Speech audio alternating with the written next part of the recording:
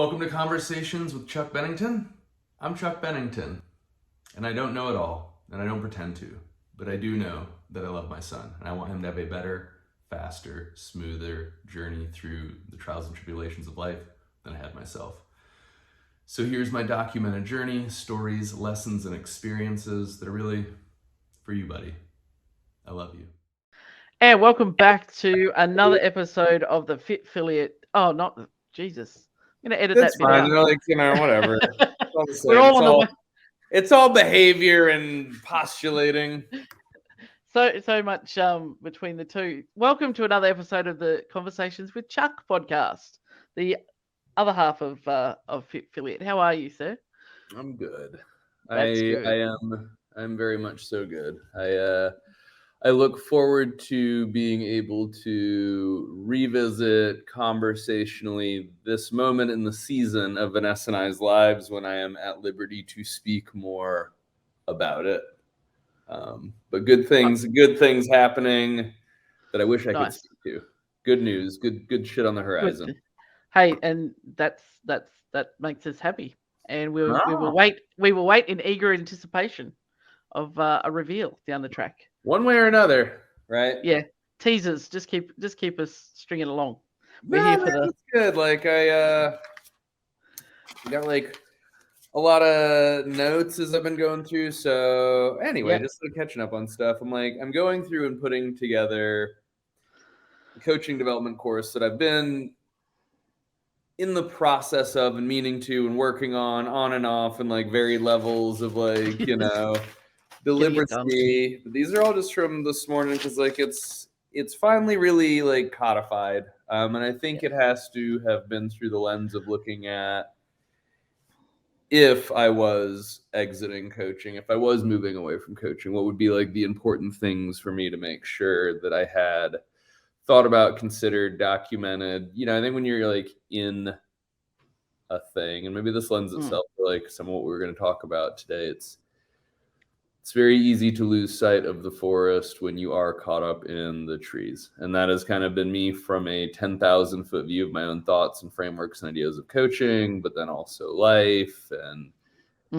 a lot of it relating to, Lisa had suggested that today maybe we talk about conflict. And I think that we generally think about conflict only in the relationship, conflict, strife sense with another human, usually over some area of disagreement or something that isn't cohesive. But what kind of like brought it all to mind with this is inner conflict. And I think that at least where I'm at in this period of my life, that's a big part of why it's so hard for us to often, or at least for me, I will really work on not saying us, but for me, for the things that I'm not sure of, that I don't know is like universal truths. They're just like, this is a human behavior thing. This is a psychology thing. This is a social thing. Anyway, what I'm realizing is that some of my issues in dealing with and managing conflict have arisen from not really knowing where I actually sat with something. It's very easy to pull the stories, the beliefs, the experiences that shape us and look at, for most people, it's pretty reasonable that we do not seek conflict.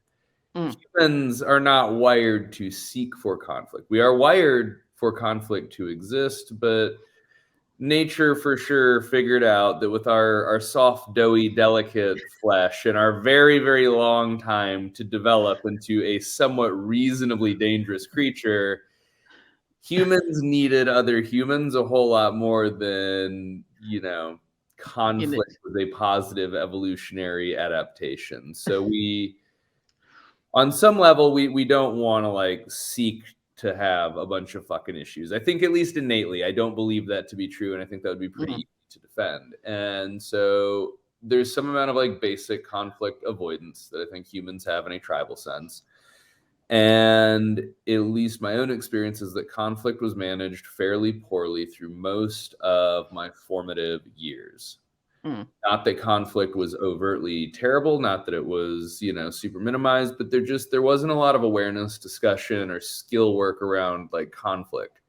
Turns out it's super fucking easy. Like really, it is one of those few areas of life that is actually more often than not both simple and easy. If you can openly, honestly, transparently, like hot, H-O-T, honest, open, transparent, like if you can have like hot conversation where everybody's needs and wants are on the table, most conflict really is not this set of like checks and balances and reciprocity and give and take and weighing it out that we often make it to be. And so anyway, where at least I have found it becomes difficult to engage in conflict is when I don't really even know purposefully what I would seek to gain from the conflict. I know when I am bothered by things. I know when there is conflict because I need to deal with how a situation makes me feel, makes me think, changes behavior. Like I am okay acknowledging and recognizing like sometimes conflict exists because you just need a change.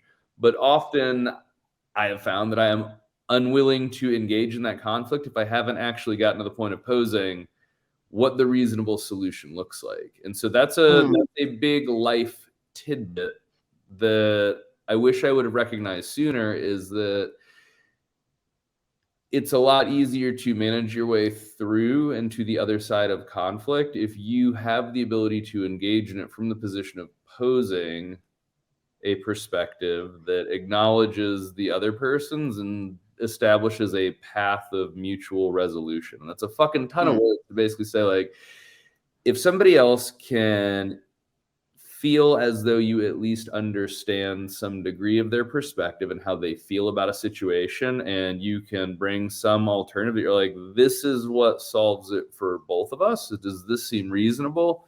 A lot of conflict isn't really as conflicty as it might feel like. I think it can get into that real conflicty space when people are running into the fire of conflict led by their ego. So they don't want to be wrong. And this is the hill I'm going to die on, and I'm going to, fight for this. So rather than coming into it with that open, honest, and transparent perspective, or not willing to engage until they actually know their position or coming with a solution, it's driven by the need to be right. And I think like juxtaposed on that, so like I don't want to have it come across to assume that you need to have the entire answer figured out to engage in some conflict, but that is for sure way more helpful. If you know there is a piece of conflict that you need to engage in and you have been stuck, or it doesn't feel like you're making a lot of progress into it, work on crafting a couple of solutions to be able to pose. That's a whole lot easier than like, I don't like this thing and I want you to do something about it and change it. Well, fuck, like nobody likes that. That's always going to be hard. If you're like, hey, this thing makes me feel some kind of way, not necessarily a you problem, but like, here's a way that I could resolve it that would work for both of us, at least from where I sit. So anyway, that supposes that there is a lot that is figured out about your own awareness, as well as the ability to be a potentially, complex problem solver who's creative in nature. Not everything is hard. Sometimes you're like, yeah, I fucking hate pineapple on pizza. You don't pineapple on pizza. Well, like, would we both be cool if it didn't have pineapple? And then you're like, yeah, okay, not hard.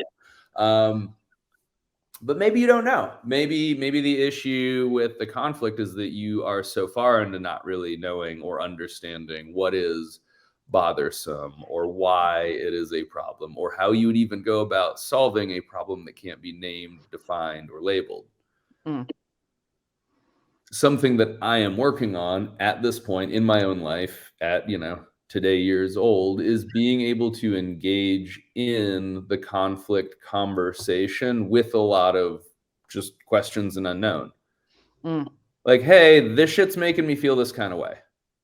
And I don't have all the answers and I don't have a solution, but I wanted to bring it up at the earliest opportunity before it became the monster under the bed, before I built a bunch of other stories in my head, before like it really became a big issue. Like I have an inkling that this thing that has happened in the past, so I can draw some type of pattern, cause, correlation. Like I've got some sense of this feeling that I'm aware of in this relationship, this situation, like whatever. And I want to get it out in the open.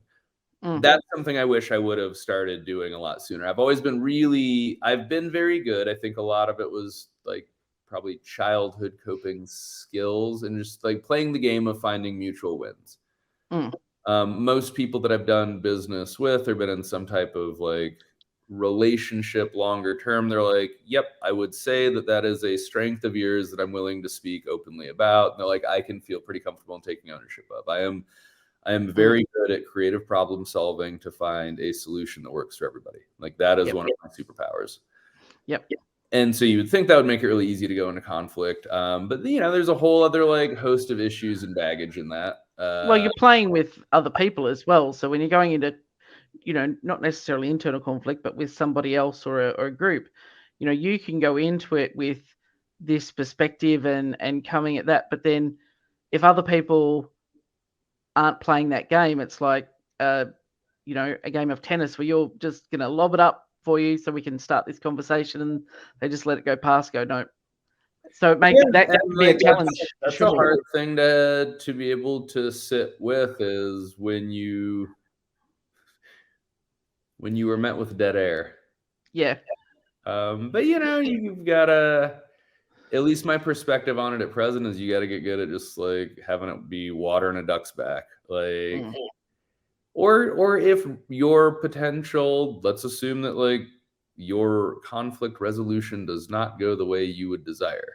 Like, well, is it a conflict that is necessary to continue working on? And sometimes the answer is yes, and sometimes the answer is no. When Vanessa and I, like when we have a thing where we end up on opposite sides of a coin when it deals with, life direction or Liam, and like, not that there's a super specific example that I can think of at the moment. So Vanessa actually took Liam to work today with her, which is super, super atypical.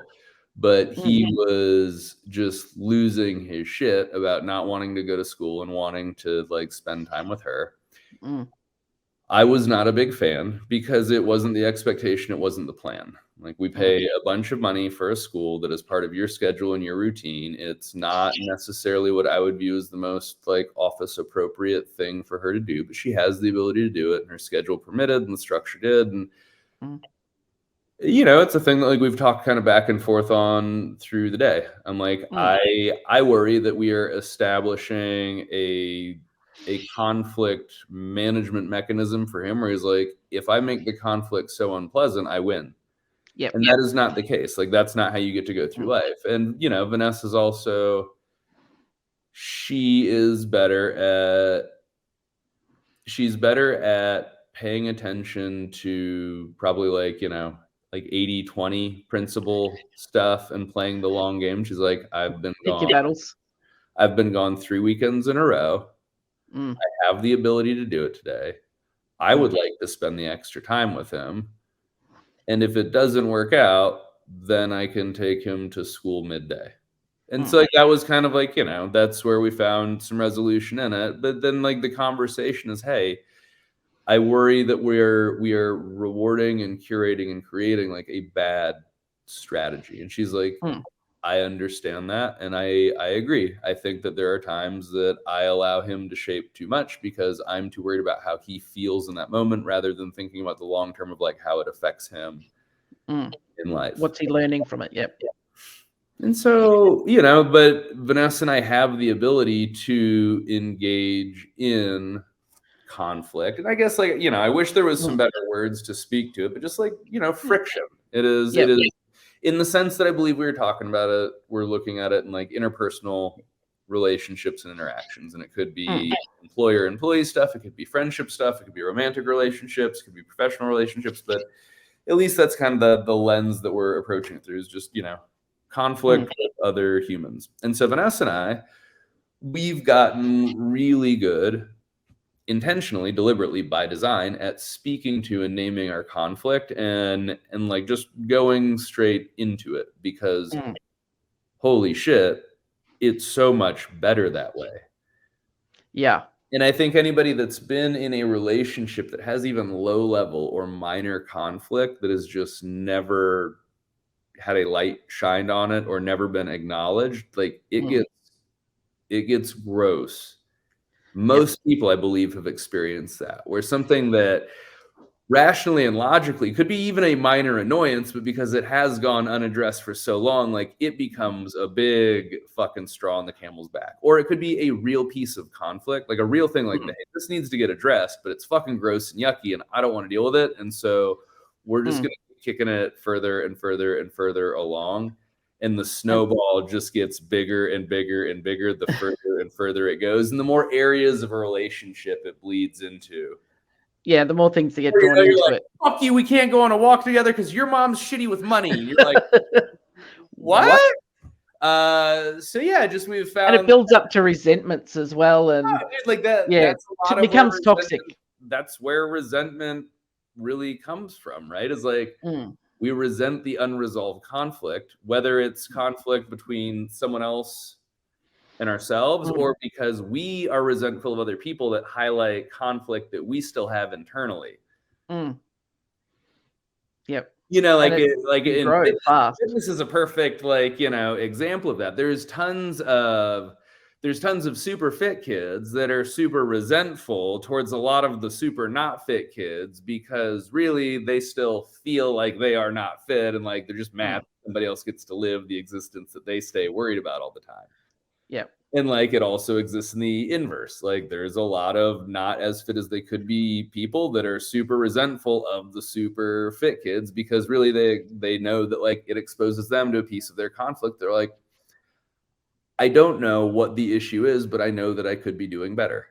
And so like, you know, everybody, resentment's an interesting thing to look at and explore. And I've definitely found that like the further I've gone in life, the less and less resentment I have at all for anyone and anything. And that's a good feeling. I think that that is, there's some things that the inclusion of in our lives allow us to test whether we have some shit that probably needs to be dealt with. And I would say greed, jealousy, envy, resentment, any of those things, if they exist with any type of regularity or in any amount of severity, those are great places to explore, figuring out, making life better. And yeah, it's nice to not have those feelings. I know that when I was growing up, I struggled with a lot of resentment, a lot of jealousy and envy for a lot of the people that had the things that I didn't have.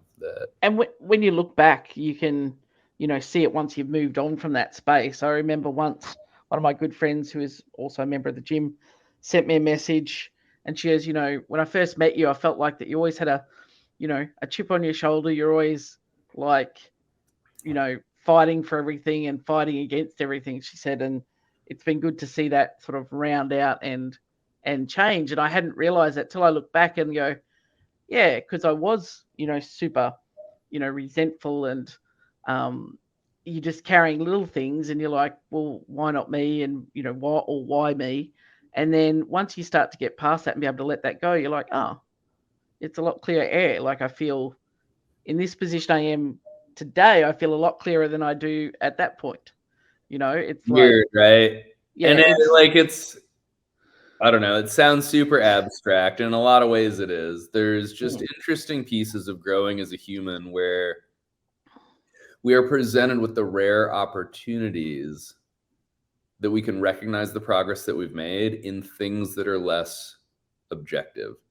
And it's wild because at times those switches, I don't know that there's a whole lot of middle ground. It's either like this gathering of raindrops that all of a sudden is enough for a wave, and you're like, when did I become this type of person? Or it is one crystallizing aha belief change or framework shift where you're like, oh, forever and always I'm going to look at this thing differently. And so like it's very clear this decision's made for the rest of my life. Yeah. And I haven't experienced like a lot, at least for me, that is more of like this sizable, notable linear progression and chunking. It's either almost this like imperceptible compounding where one day you just look back and you're like, oh shit, the whole thing is very different than it once was and I didn't even notice it. Or you're like, oh, on this side Yeah. of the line is this, relationship, this identity, Yeah. this belief, and we're over here now, and it's done. And you just, when someone points that out to you as well, it's like, because they can see the forest. To go back to your earlier analogy, they can see the forest, and you're like, and they go, no, really, you're doing you've really moved your needle or whatever forward. And you're like, oh yeah, actually, yeah, I don't think like that. And then when you reflect, or I know for me, when I reflected on that person she was talking about, I was like, wow, that was really fucking hard to live like that. Like I can remember, when you're not in that space, you're like, that was really hard to live like that. That was just we choose angry. our card, and it seems so ridiculous when you're in it, and you're like, no, dude, fuck you, you don't get it. Like, life is just absolutely kicking me in the dick, and it's like that can be very much so true.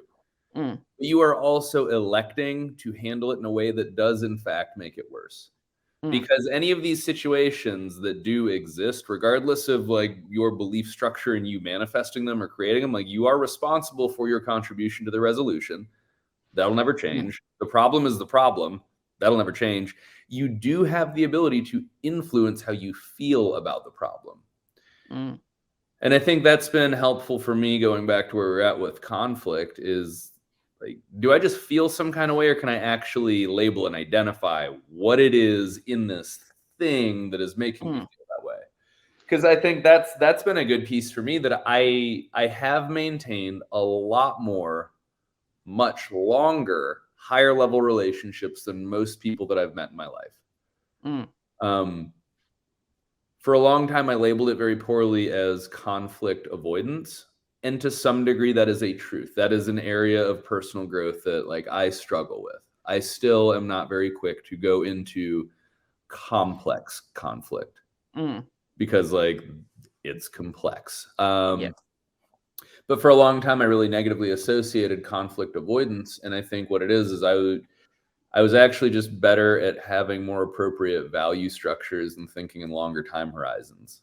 Kind of that idea of like, is this a problem? Are you making it one? It's like, you didn't invite me to this thing that I have said no to the last 2 or 3 things that you've invited me to. So like, yeah, dude, it's super totally reasonable. Or like, I could have slipped your mind, or like, whatever. Like, this is me not being invited to this thing is not a piece of conflict that actually exists at all. Like, let's keep the big stuff.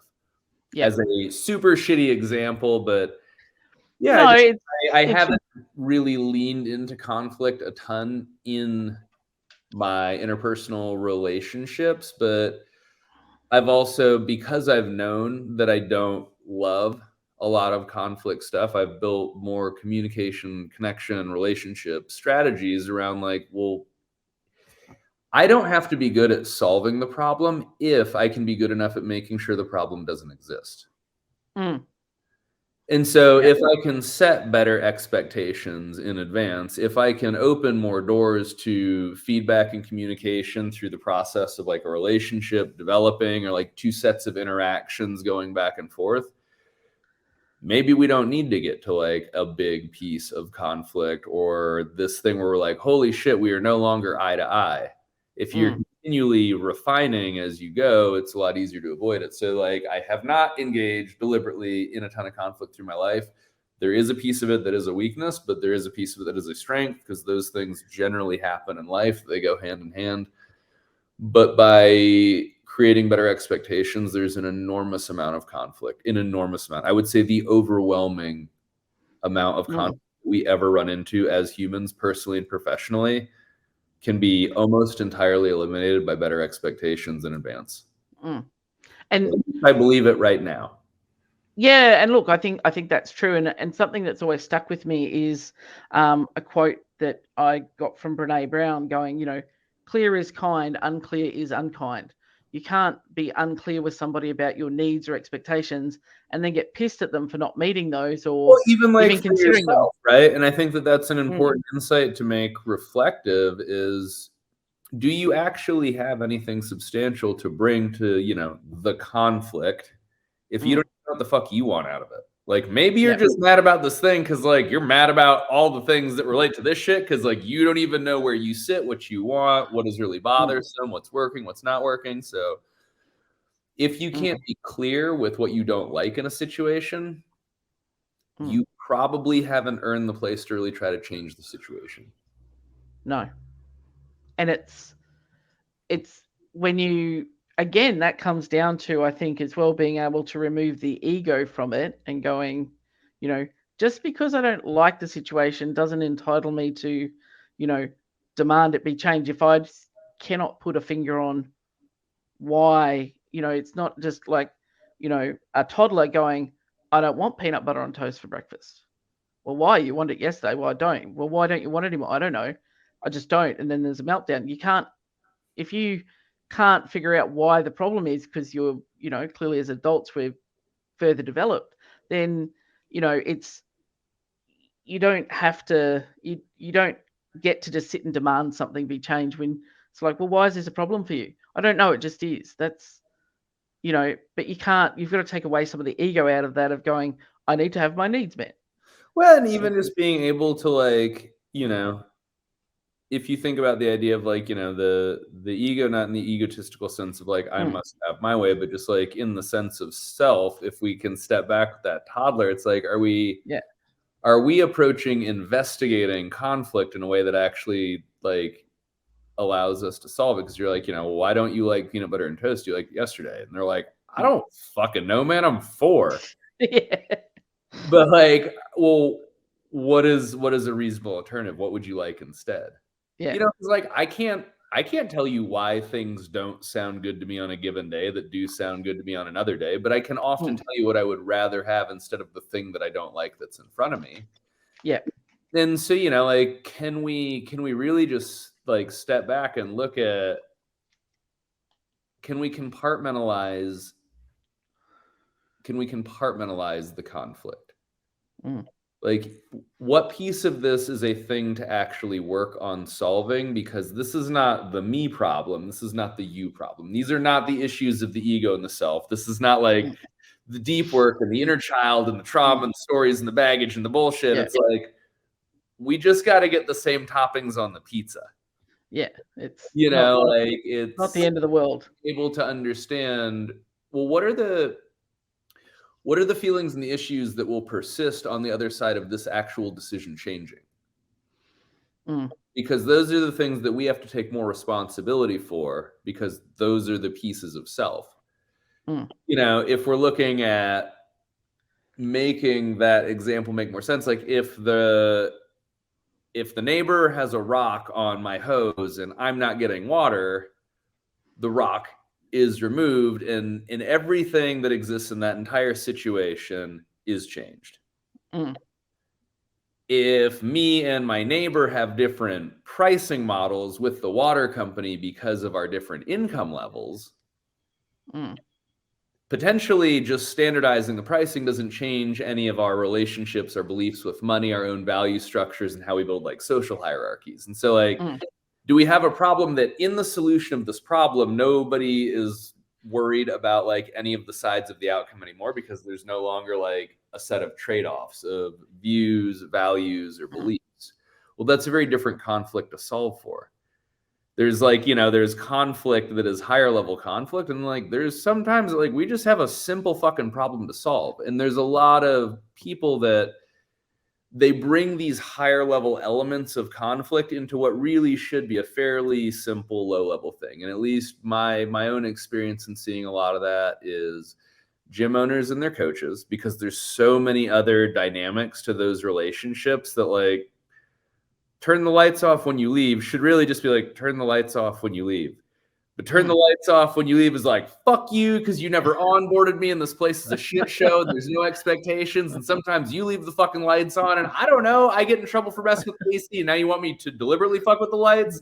I'm very confused.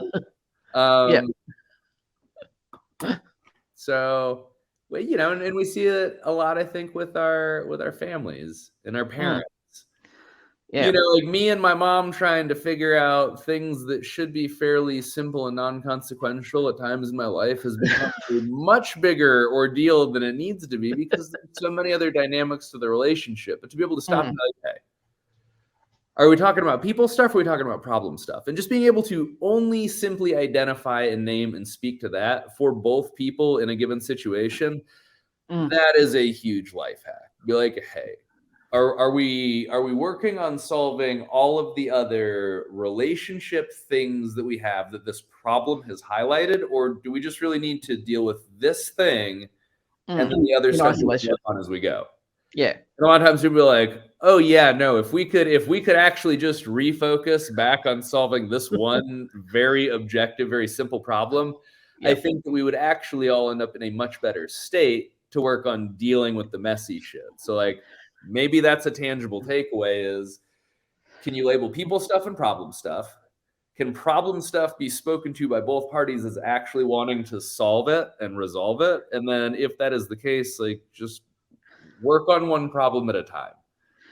And it's kind of as well, I just had this visual in my head of, you know, if you're coming in to work on this one problem, don't bring your whole backpack of other shit and dump that on the table on top of the problem. If the problem is pineapple on pizza, it doesn't have to then become, yeah, and by the way, you leave the lid off the toothpaste or leave the toilet seat open. And this whole, and you never put you don't shut the cupboard doors or all this sort of stuff. It's like, no, leave the backpack at the door. We're just going to focus on this one thing. You don't get to bring your baby tricks. It's something that we mentioned earlier. Deal with small conflict while it's small conflict. And then that highlights another good thing. Stay focused on one piece of conflict at a time, unless it is, hey, now we are looking at complex problem solving. And fuck, like you might actually have to get out a piece of paper, make a flow chart. Yeah. But I think that's a real fucking question is, you know, me to a younger version of myself, me to Leah, me to Vanessa is when I am bothered by conflict or when I am bothered by a thing, I'm bothered enough by a thing that the bother from the thing is more bothersome than the conflict that I probably do want to fucking avoid because I really don't like conflict. I'm not a big conflicty human. So like, I just know that about myself.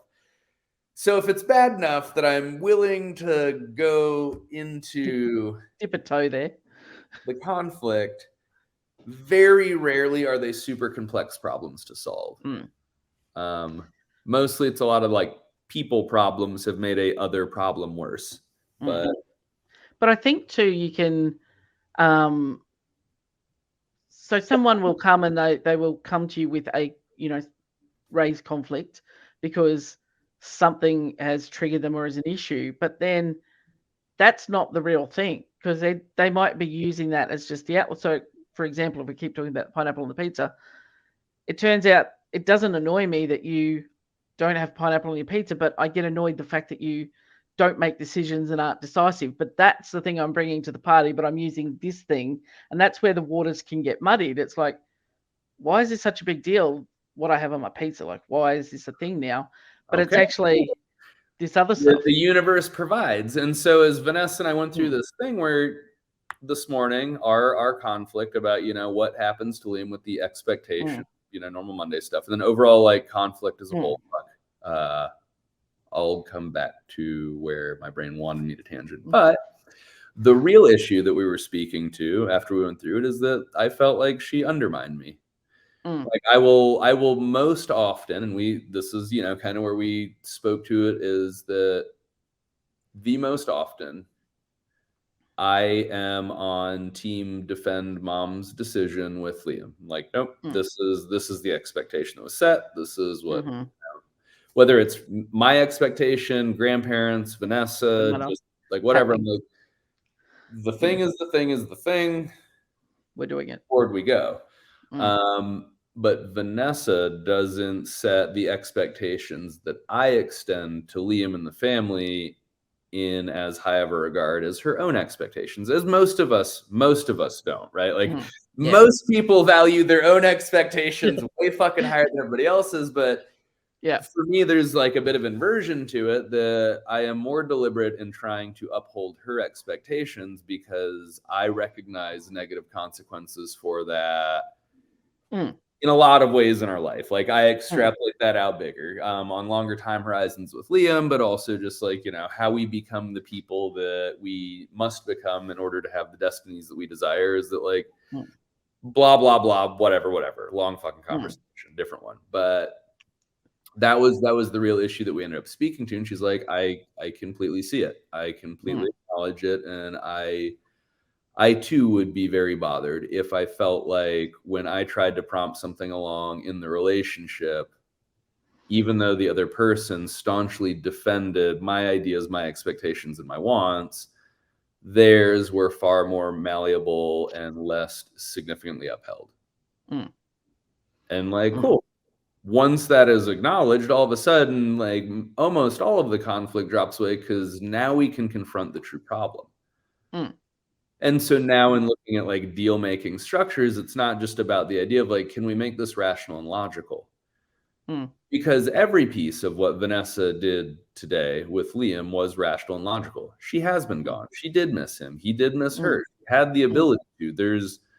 There's no real downside other than potentially you could justify like the prorated piece of his school tuition for the day, but you could probably argue that as an offset of the time value of our own time and then like gas and wear and tear on the car. So like you can abstract most of it. You could fucking nickel and dime in either direction. That's how most people play the game of conflict, is they trade symptoms back and forth and it's a bunch of fucking scorekeeping. And at no point is anybody like, what's the actual problem that we're talking about? It's like, oh, well, mostly I feel kind of like disrespected that like my shit changes and I don't change your shit. And cool. All of a sudden we have a very like healthy, productive conversation to have. Yeah. But, and then you can work out the options as go, hey, if it's not working, lunchtime he's going back to school. Yeah. And you know, that's the plan. Okay. Well, and also, you know, in that we have the ability to speak to like, oh, okay, like this is why the problem is the problem, the actual problem. But like we both have the ability to recognize where we feed into that and the things that we feel based on our own nature, nurture, stories, bullshit. You know, so it's there's a lot of interesting discussion that goes around about like doing the hard work and like working on yourself and waking up. And it's not that that's not true. It's not that it isn't like difficult and awkward and messy and weird, but is it at some point an inevitable path of becoming a certain type of person?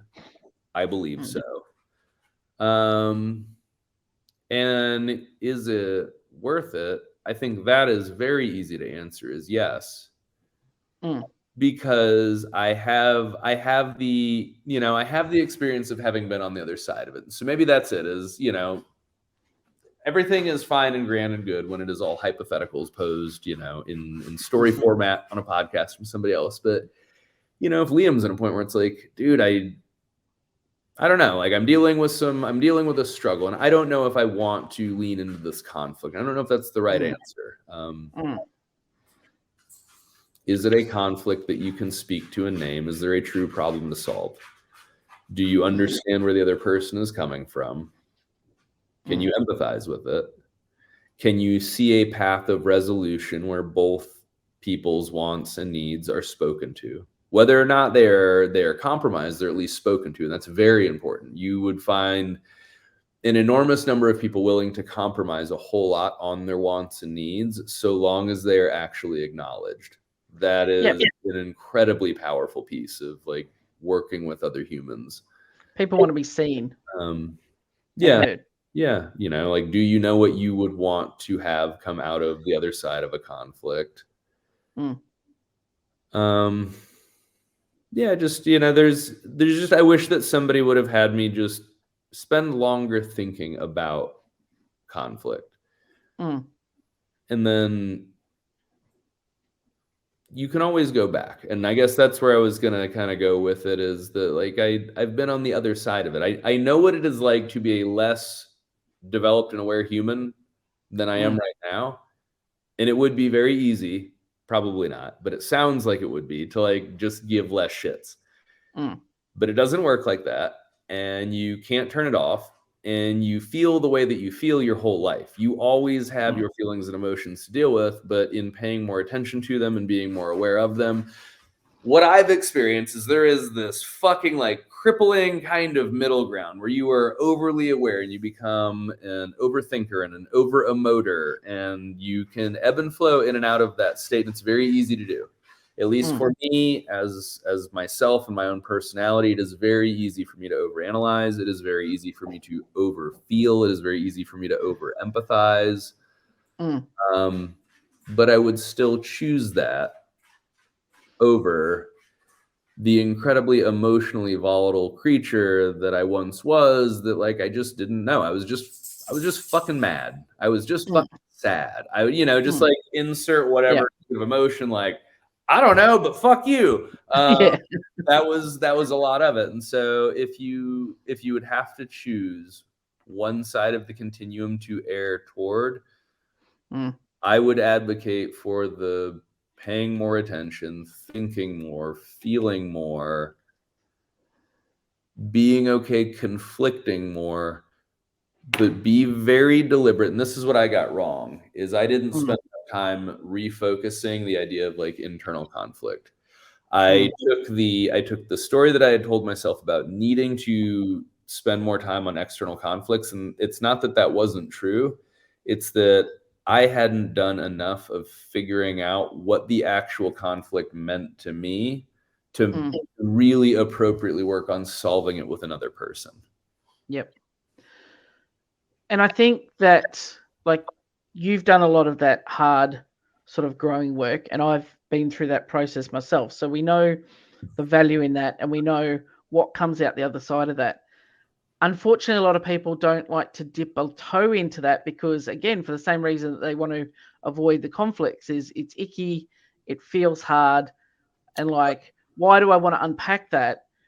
But when you're on the other side of that and you've got through that, you go, you see how the air is clearer, it's less, you're carrying less around, but people are reluctant to do that as well. They'd rather, like you said, it's more comfortable and it's easier to stay being angry, sad, pissed off, whatever, because that's just what we know, right?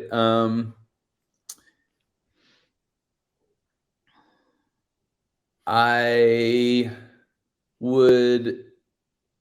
wish that someone had spoken to an earlier version of me through the perspective of, we are dealing with these difficult thoughts and considerations all the time anyway.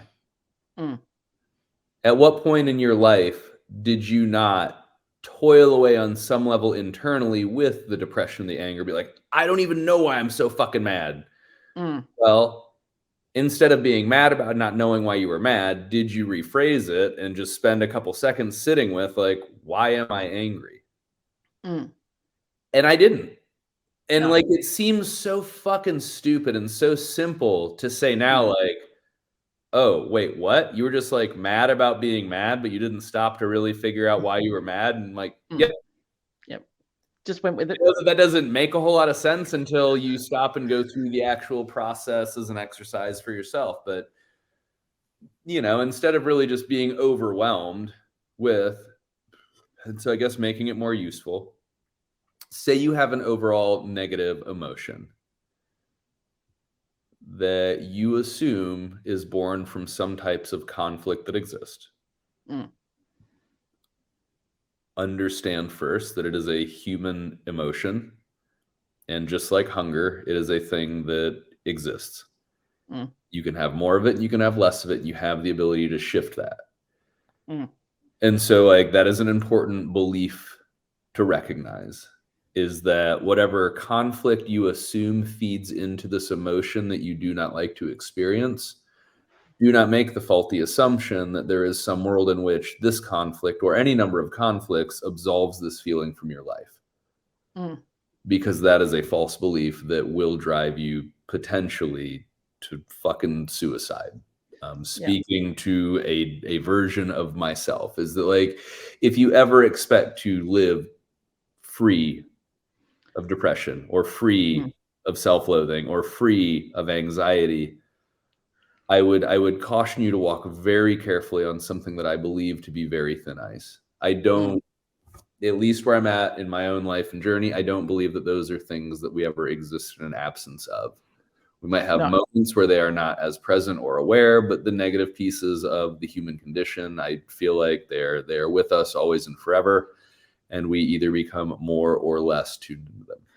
Yeah, and I think, well, it's a matter of how do I coexist and how do I walk alongside these things that are, you know, part of me and part of my life, and not let them drive the bus, but be aware that they're on the bus with me. And so through how do through we being all get able along? to use, you know, the power of story as a technology internally, that we can create avatars of ourselves to navigate two different versions of the situation. So like if we can identify an emotion, if we can identify the situations that have conflict that we believe feed into that, can we mentally split test or look at like path A and path B?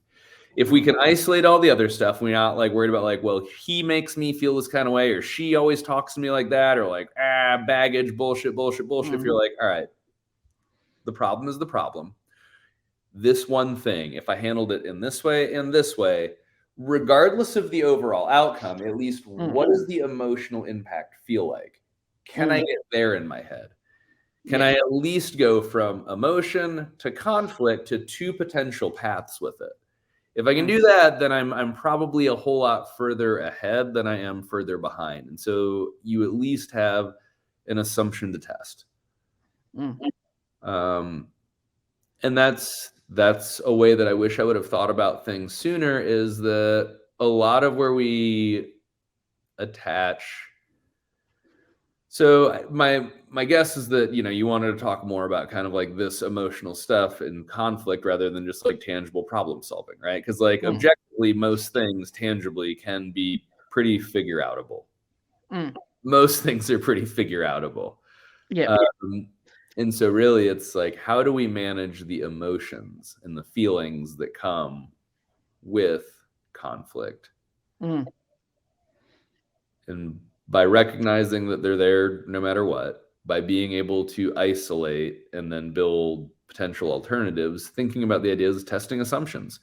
Because you might go into a piece of conflict and you might find like a path of resolution, or it might not resolve it. Like the situation could get better, could get worse, and you have to prepare yourself that you're like, oh shit, that didn't even relate to this emotion at all. Turns out like that anxiety that I'm feeling like was not related to this thing that I thought that was attached to. Like, so we must go back to investigatory journalism. It's not really journalism. It's just like, pay attention to your shit. But yeah, like I wish that I would have thought about that. So in the looking into conflict for decision-making and resolution to hopefully feel better, I wish that sooner I had understood these are things that exist as a part of being human and do not ever expect them to just be solved for. And I also wish I would have built a better expectation for myself of like, the thing might not even be related to this conflict. Not that there's any piece of the human experience that operates in isolation, but like the primary emotional driver that you're attaching to this conflict, they might only be loosely related. And then you just don't find that out until like you've gone through the thing. And I know that that sounds super abstract. And so a similar feeling would be when you have a goal that you would like to reach and you achieve that goal, and how you feel changes almost none at all. You will find at points in your life where you go into like some conflict and some conflict resolution, you're like, yay, we solved it. And you're like, fuck, it all still feels exactly the same. Cool. Yeah. Be able to step back and be like, well, objectively, at least that problem is solved. And also objectively, at least I know that like this thing is not related to that thing. And I just wish that I would have thought about those things more, where the win that I might have gotten, even though it wasn't the win that I was looking for, it's still a win no matter what, even if the only thing that it provides is a path that didn't work or one more piece of information. And you have to find the ability to shift your viewpoint like that if you want to be successful. You have to. Yeah. Otherwise, we wouldn't have fucking light bulbs, right? Like Thomas Edison had to create that framework shift in his brain where he's like, dude, fuck yeah, I failed. And everybody else is like, Tommy, you Yeah. almost blew yourself up, dude. House is on fire. And he's like, but I figured out one more way that I do not have to try again. I figured out Yeah. one more thing that doesn't work. And Yeah. if we can appreciate like the hopeful length of our lives that we have, it's like average life expectancy currently is 78 years for like most of us. Dude, you have a very good life that can be figured out if you can just figure out all of the issues, failures, and things that don't work. And if you Yeah. can train yourself to at least work on cultivating that, if you can at least work on finding the formative idea of that, you're then you're going to be well served, and you'll be more willing to go into more of the conflict resolution because you can at least figure out how to make it not be worse. Even if you don't figure out how to make it better, even if you do figure out a change that does make something worse, you at least get a sense of in what direction decisions and actions move these things. And there's huge benefit in that. And I wish that I would have appreciated sooner in my journey personally and professionally. Not just like failures are cool because we learn from failures, but like in the very microcosm way of not big life lesson shit, just like how nice it is when you're playing Minesweeper and you click a box and you're like, man, there's no mines in this whole area. That's fucking awesome. And I didn't really appreciate it in just that nuanced sense of like, I don't need to draw big life lessons.